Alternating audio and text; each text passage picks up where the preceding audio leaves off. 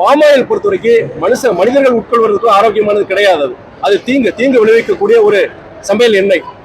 அது நம்ம தமிழ்நாட்டினுடைய தேவை பொறுத்த வரைக்கும் வருஷத்துக்கு 5 லட்சம் டன் நமக்கு தேவைப்படுது.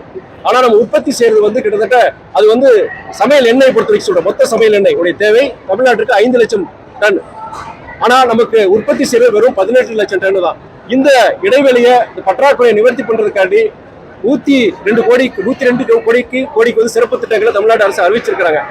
நல்லதுதான். ஆனா இன்னைக்கு நியாய விலை கடைகள்ல பெரும்பான்மையான நியாய விலை கடைகள் எல்லா கடைகளையும் பாத்தீங்கன்னா பாமாயில் தான் விற்கிறாங்க. பாமாயில் இங்க தமிழ்நாட்டில் தயாரிக்கிறது கிடையாது, இந்தியாலையுமே தயாரிக்கிறது கிடையாது.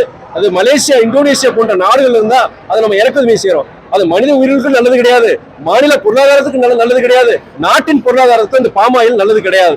அதனால என்னுடைய ஒரு அன்பு வேண்டுகோள் தமிழக அரசுக்கு என்னன்னா, இன்னைக்கு நியாய விலை கடைகள்ல பாமாயில விற்க கூடாது. அதே நேரத்தில் அதுக்கு பதிலாக நம்முடைய தமிழக விவசாயிகள் தயாரிக்கும் கடல் எண்ணெய், சூரியகாந்தி எண்ணெய், அதே மாதிரி உங்களுக்கு தேங்காய் எண்ணெய், இது போன்ற நம்ம இந்த எண்ணெய்களை நீங்க சமையல் எண்ணெய்களை நீங்க வித்தீங்கன்னா அது நம்மளுடைய விவசாயத்துக்கு பிரயோஜனமா இருக்கும்.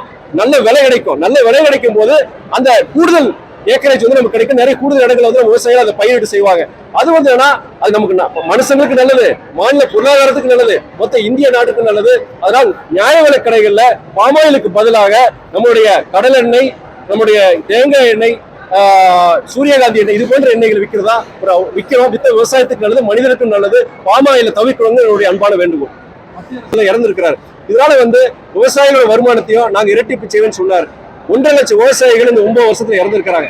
இதெல்லாம் அதாவது விவசாயிகளுக்கு ஏமாற்றம், இங்க இளைஞர்களுக்கு ஏமாற்றம், பெண்களுக்கு ஒரு பாதுகாப்பான சூழல் இந்தியா முழுவதும் கிடையாது. ஆக மொத்தம் சமீப காலமாக பாஜக ஆட்சிக்கு வந்ததுக்கு அப்புறம் அதோட வீரியம் கூடிருச்சு. இன்னைக்கு மீன்பிடிக்க போக முடியாத சூழ்நிலை இருக்கு. 150க்கு மேற்பட்ட படகுகளை அவன் நேஷனலைஸ் பண்ணிட்டான், அவன் நாட்டுடைமை ஆக்கிட்டான். அதனால நீங்க திரும்பி விவசாயி நம்ம மீனவர் விட்டாலும் வச்சுக்கோங்க, இங்க திரும்பி தொழில், இங்க எந்த தொழிலும் கிடையாதுங்க. விவசாய தொழில் கிடையாது, வேற தொழிற்சாலை கிடையாது.